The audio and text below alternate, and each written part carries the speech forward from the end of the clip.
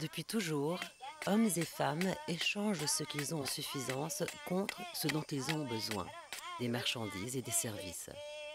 On appelle cela le commerce. Il est né bien avant l'invention de l'argent, on l'appelait alors le troc. Même les petits-enfants le pratiquent et depuis la nuit des temps, le commerce permet aux individus et aux communautés humaines de vivre plus confortablement. Cet aveugle d'une communauté quechua de la forêt équatorienne a ainsi appris à imiter parfaitement les cris des animaux de la jungle. Il accompagne les hommes à la chasse pour attirer le gibier et reçoit sa part en échange. Il vend un service, ce qui l'aide à subvenir à ses besoins. Dans les campagnes comme dans les villes les plus modernes, tous les groupes humains font de même. Chacun vend ce qu'il sait faire mieux ou à meilleur prix. Ce qu'il reçoit en contrepartie l'aide à mieux vivre. Et depuis la nuit des temps, le commerce est international. On a retrouvé des silex à des milliers de kilomètres de l'endroit où ils avaient été taillés, et la soie ou les épices franchissaient 2 continents. Il arrive, c'est naturel, que des désaccords surviennent sur les termes de l'échange. Pour les régler pacifiquement, chaque pays a ses lois. Seulement, lorsque l'échange est international, ce qui existe depuis qu'il y a des frontières, il faut une loi internationale. Et c'est pour cela que l'OMC existe et qu'elle a été créée, pour établir les règles du commerce international dans le but d'améliorer la prospérité de toute l'humanité et de résoudre les conflits entre les nations avant qu'ils ne dégénèrent en guerre. Le dépeçage de cet ordinateur illustre l'interdépendance liant aujourd'hui tous nos pays. Les matières plastiques, tirées du pétrole, viennent du Moyen-Orient ou d'Amérique latine. L'or des circuits électroniques vient d'Afrique ou de Colombie. L'Asie assemble les composants. Le design et les logiciels sont brevetés en Europe ou aux États-Unis. Des programmeurs indiens ont écrit ces codes informatiques.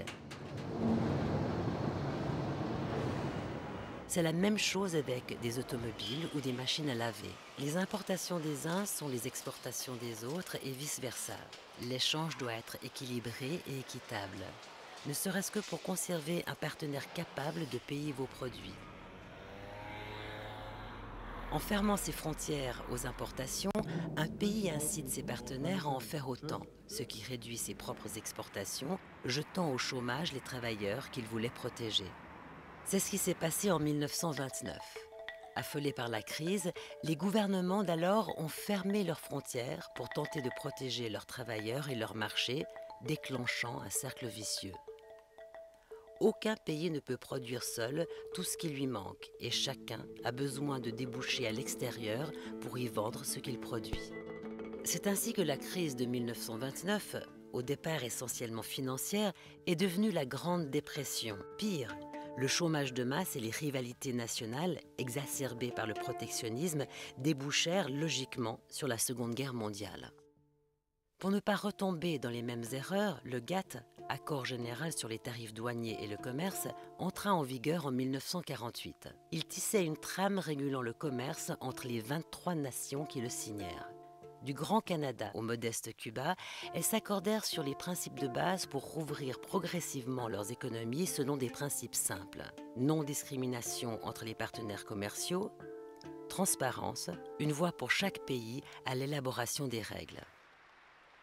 Un demi-siècle plus tard, le cycle de l'Uruguay accouchait d'une nouvelle organisation internationale, l'OMC.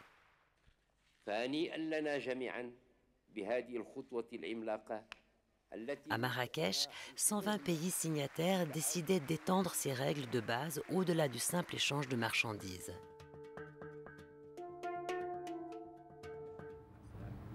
L'OMC gère dorénavant aussi les échanges de services et de la propriété intellectuelle. Le commerce de produits agricoles et d'habits sont également soumis à ces règles. L'OMC propose sa médiation pour résoudre les différends et régule le commerce dans un but de développement durable. Aujourd'hui, 15 000 milliards de dollars de marchandises traversent les frontières chaque année, presque 2 milliards de dollars par heure. Ces milliers de milliards de dollars de biens et de services circulent aisément parce que les partenaires commerciaux parlent le même langage et traitent les produits et services venant de l'étranger selon des règles communes, élaborées par l'Organisation mondiale du commerce. Tout cela est assez complexe, ce qui explique pourquoi l'OMC suscite parfois l'incompréhension au point de déchaîner les passions. En 1999, à Seattle, les membres ne parvinrent pas à s'entendre sur l'évolution du commerce pour le XXIe siècle. Au dehors, des manifestants accusaient l'OMC de menacer l'environnement et l'emploi et de nuire aux pays en développement. Or, c'est tout le contraire. Les exportations agricoles procurent emplois et revenus pour réduire la misère des pays les plus pauvres. Intégrer les chaînes d'approvisionnement mondiales permet aux pays en développement de lutter contre la pauvreté. La Chine a pu ainsi élever le niveau de vie de centaines de millions de personnes. Le cycle de Doha, entamé au Qatar en 2001, a justement pour but de faciliter l'accès au marché des pays développés et de réduire les subventions agricoles qui faussent le jeu de la concurrence entre les différents pays. Il est considéré par les pays en développement et par certaines ONG comme Oxfam comme un outil essentiel à l'amélioration de l'économie. Équilibrer les échanges et donner à tous des chances égales, cela reste la tâche de fond de l'OMC. Chaque année, des dizaines de cadres des pays en développement sont formés dans des séminaires spéciaux à l'OMC pour aider leur pays à mieux profiter des avantages offerts par le commerce mondial. L'idée, c'est que les hommes d'affaires, les entrepreneurs, les paysans du monde entier doivent pouvoir travailler sur un pied d'égalité. Cependant, les situations sont tellement différentes au départ que cela implique la mise en place de mesures d'accompagnement, aussi bien dans les pays riches que dans les pays en développement, pour amortir la brutalité de certains changements. Des bouleversements qui ne datent pas d'hier et qui existaient bien avant le monde moderne. Lorsque les navires portugais arrivèrent en Asie pour ouvrir la route maritime de la soie et des épices, ils ruinèrent des dizaines de cités prestigieuses qui prospéraient sur la route terrestre de Samarcande à Venise. L'une des tâches de l'OMC est de prévoir des mesures d'accompagnement.